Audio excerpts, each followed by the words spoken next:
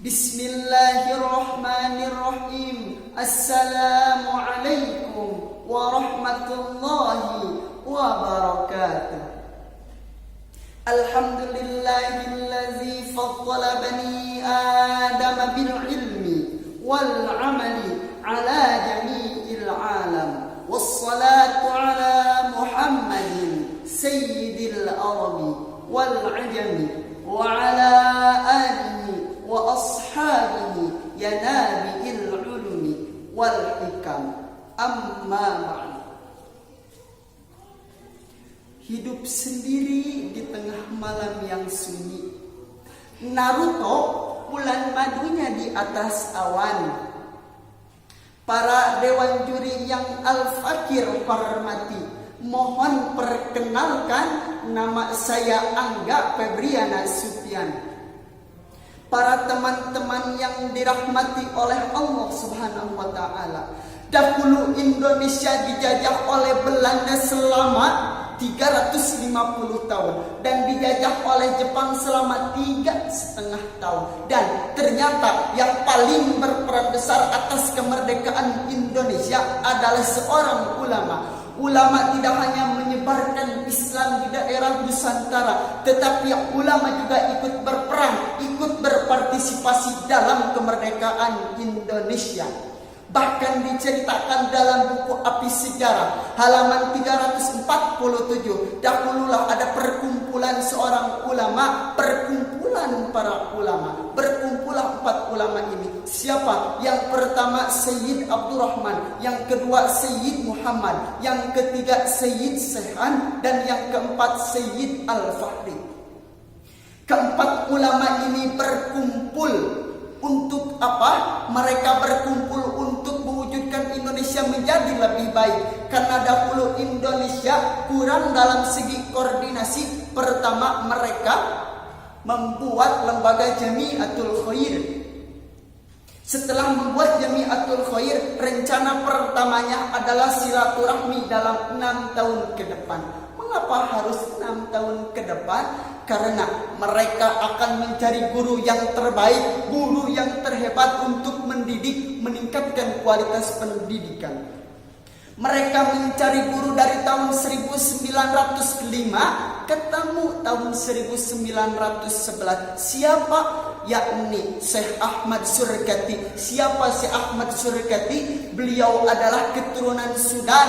Beliau adalah keturunan Sudan yang sedang berguru di Mekah. Akhirnya Syekh Ahmad Surkati dibawa pada tahun 1911 di tempat yang sudah disepakati. Termasuk Kiai Haji Ahmad Dahlan ikut berkumpul dan dikoordinasikan dengan yang di Solo, Kiai Haji Samanhudi, dan dikoordinasikan dengan yang di Surabaya. Siapa? Haji Umar Syahid Cokro Aminato. Mereka semua berkumpul dan akhirnya disepakati. Setelah disepakati, kembalilah mereka pulang ke tempat masing-masing. Yang di Solo, Kiai Haji Samanhudi, dia membentuk Serikat Dagang Islam SDI. Kiai Haji Ahmad Dahlan, dia membentuk Ormas Muhammadiyah. Setahun setelahnya, pada tahun 1912, tepatnya pada tanggal 18 November. Dan yang di Surabaya, Kiai Haji Umar Syahid Cokro Aminato, dia membentuk, dia mengumpulkan para murid-muridnya yang pemikir untuk apa? Untuk belajar cara berretorika, untuk belajar cara berpolitik, untuk belajar cara berdagang, dan lain-lain. Dan di antara murid-muridnya adalah Insinyur Soekarno.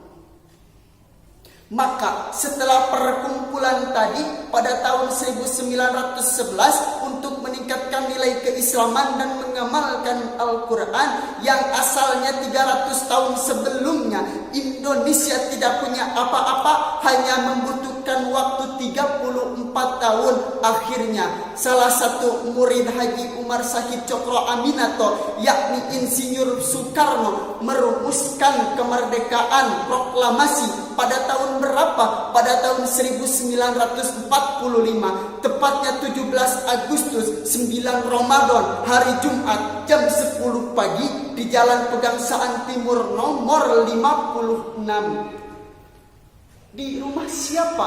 Dan lebih hebatnya lagi, ternyata di rumah seorang ulama. Siapa? Beliau adalah Syekh Faraj bin Marta. Beliau adalah keturunan Arab Yaman. Beliau mewakafkan rumahnya untuk proklamasi.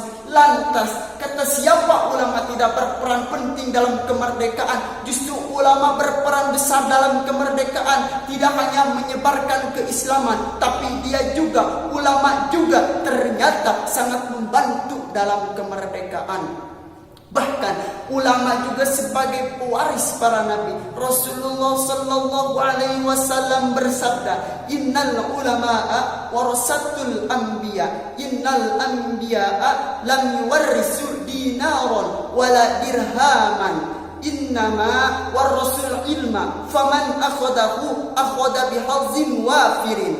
Sesungguhnya ulama adalah pewaris para nabi. Dan Nabi tidak mewariskan dinar dan dirham, melainkan Nabi mewariskan ilmu. Barang siapa yang mengambil warisan itu, maka ia telah mendapat bagian yang banyak. Ulama tidak hanya menyebarkan Islam di Nusantara, ulama tidak hanya membantu untuk kemerdekaan, tetapi ulama juga sebagai pewaris para nabi. Dan tidak semua sembarang menjadi ulama, tetapi ulama adalah orang-orang pilihan Allah. Allah Subhanahu wa taala berfirman dalam Quran surah Al-Fatir ayat 32, "Summa awrasnal kitabal ladzina istafaina min ibadina." Sungguh kami telah wariskan kitab-kitab kami kepada orang pilihan kami di antara hamba kami. Dan yang menjadi pertanyaan, siapa penerus para ulama? Penerus para ulama adalah para santri. Kenapa para santri? Karena para santri diidentik dengan mengaji.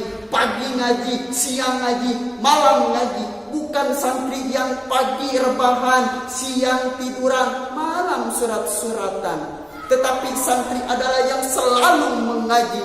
Betul? Betul.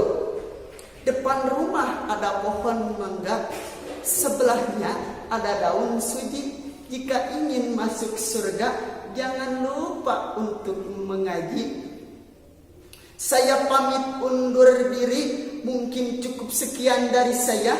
Wabillahi taufik wal hidayah. Wassalamualaikum warahmatullahi wabarakatuh.